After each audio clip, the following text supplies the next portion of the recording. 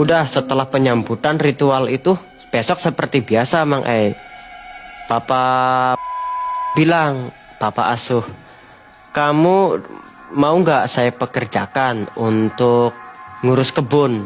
Kebun apa? Itu kebun singkong sama kangkung. Jadi kamu tugasnya kalau itu kirimkan ke pasar.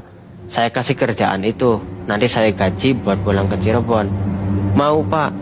Nah, jadi saya kan mau tuh Mang nerima tawaran yang ngurus kebun. Kalau panen kangkung, daun singkong, buat dikirim ke rumah makan tuh cuma dua yang paling rame. Rumah makan sama rumah makan Padang yang namanya. Situ saya ngirimin daun singkong. Selama ngirim daun singkong di perjalanan, saya tuh sering ngedenger kalau warga lagi heboh tentang ilmu Swanggi. Ilmu Swanggi itu ilmu apa? Saya tuh lancang berani-beraninya nimbrung ke omongan dua orang yang gak saya kenal.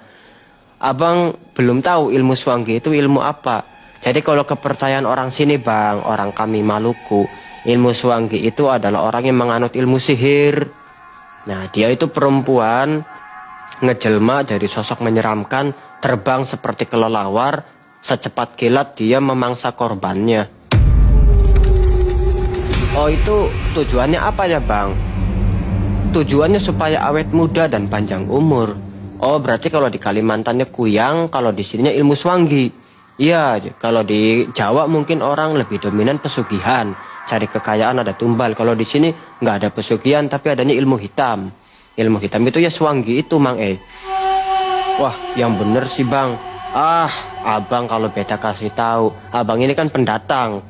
Nah, kalau abang pendatang, beta kasih tahu jangan pernah keluar malam hari sendirian. Sudah menikah kah? Belum Bang. Saya masih bujangan. Mau masih muda, apalagi masih perjaka Bang. Jangan keluar malam-malam sendirian. Ya sudah, terima kasih Bang atas peringatan sama wejangannya ya.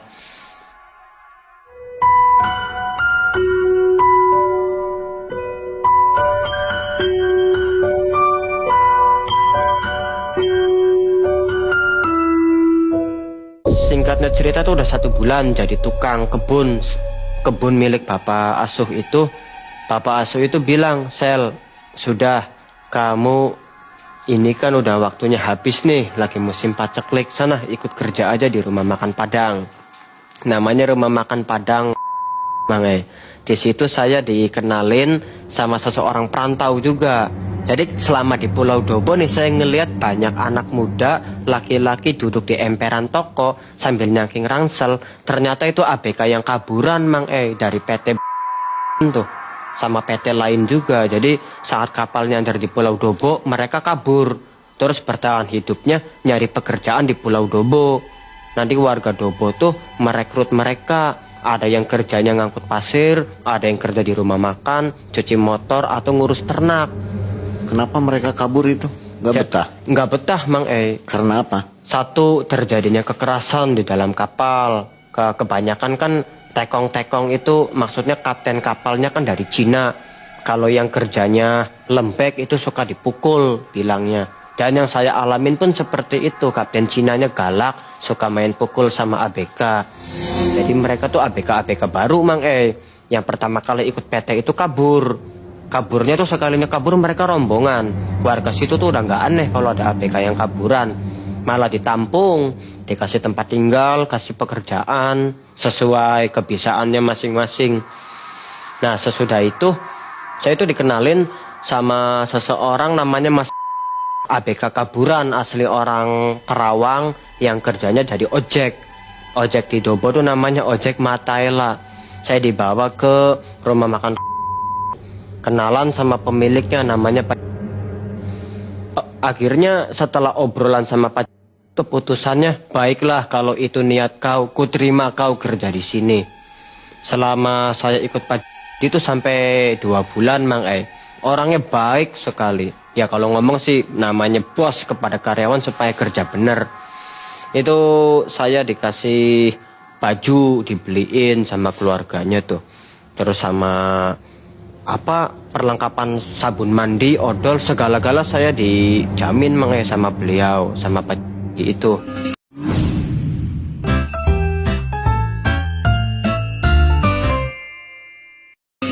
Pas waktu itu libur, saya tuh udah 1 bulan kerja di situ, libur karena malam Natal waktu itu ya.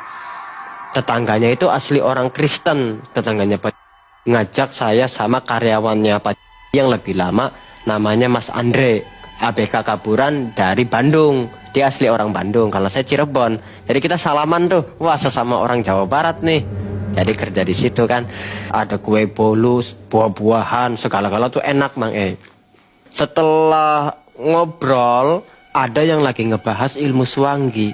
Saya tuh nguping ngedenger. Pak, ilmu Swanggi itu apa? Jawabannya sama seperti bapak-bapak yang lagi ngobrol tadi di pasar Tanjung Perek. Lalu kelemahannya apa dari ilmu itu?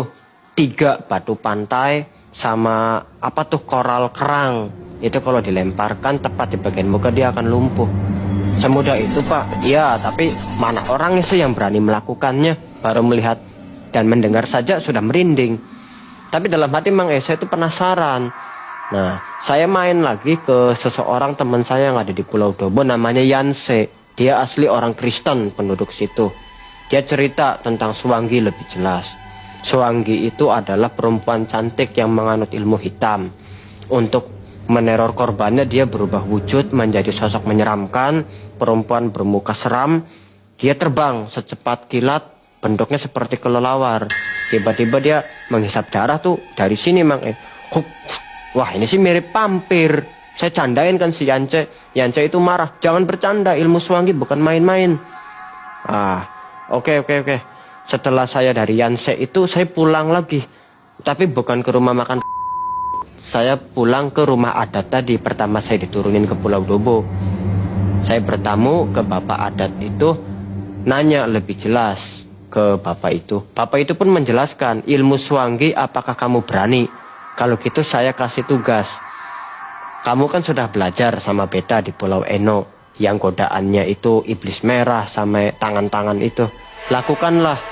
Tiba-tiba ngeluarin kantong dari kamarnya Mang kantong merah segini. Terima ini. Jam 1 malam kamu jalan kaki ngelilingin kota Dobo sampai daerah perkampungannya. Baik Bapak. Nah saya pikir tuh ini nih Mang tugas. Jadi saya kan kerja dulu di rumah makan Padang itu. Pas udah jam 9 malam rumah makan Padangnya tutup. Kalau si Andre kan tidur. Nah di situ saya juga kan ada niatan mau ke warung untuk beli es gudai sama rokok signatur. Di Dobo itu cuma ada rokok signatur, Sampurna Mil, sama Surya. Uang 500 perak 1000 logam tuh nggak ada Mang di sana tuh. Rokok aja nggak ada yang kretek, adanya filter semua. Sebungkus bisa 30, bisa 40 ribu.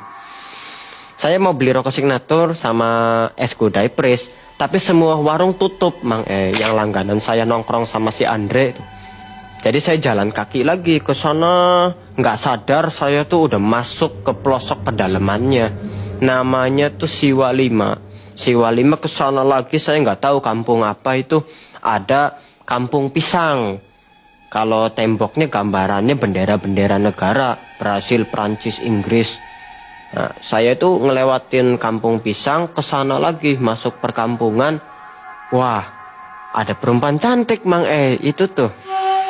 Saya liatin, dia nengok balik Mang seperti ini, tapi nggak senyum nggak apa. Ya namanya maaf ya Mang normal kalau laki-laki itu kan kalau lihat perempuan cantik gimana. Perempuan itu ngasih kode tanpa bersuara. Ya saya deketin Mang tapi ini niat murni ingin kenal, nggak ada rasa ingin macem-macem tuh. Saya deketin, perempuan itu bukannya diem tapi malah jalan. Gimana sih segitu dirinya sendiri manggil, saya ngedeket malah dia jalan. Tapi saya ikutin, oh kayaknya wanita itu bisu ya, tapi mau ngajak kenalan. Saya masuk ke jalan yang mana dia berjalan, saya ikutin terus. Tiba-tiba dia berhenti Mang Loh, dia kayak tangannya begini, kayak baca mantra. Saya lihat dari belakangnya aja sih.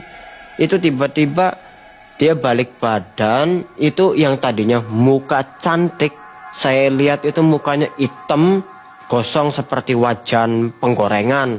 Matanya tuh nyala merah, taringnya panjang, badannya berubah wujud dari kelelawar.